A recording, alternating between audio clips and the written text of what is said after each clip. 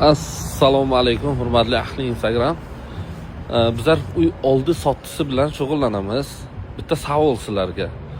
Mana uy reklamaga chiqdi, klient keldi, zalog beryapti. Zalog bergandan keyin $10,000 zalog beryapti. Zalog bergandan keyin yana bitta klient kelyapti-da, men ulgurmadim, nech pulga savdo qildingiz, men shunchaga. Men bir $2,000 ziyodasiga olaman deyapti. O'shani zalogini qaytaringlar deyapti. Lekin biz bu ishni qilmadik. Bir haftadan keyin klient kelyapti, bo'ldi men olmayman, pulimni qaytarib beringlar deyapti.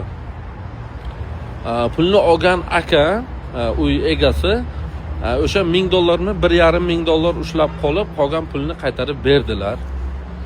Ana o'sha $1,000 ni yana qaytarib beringlar meni pulimni dedi. Hay, hozir mana pulim yo'q dedi. Bir haftadanmi, 10 kundanmi keyin qaytarib beraman o'sha pulni deganlarida borib departamentga yozib beribdi. Meni pulimni bermayapti deb. O'zi zalog bergandan keyin boshqa klient kelyapti.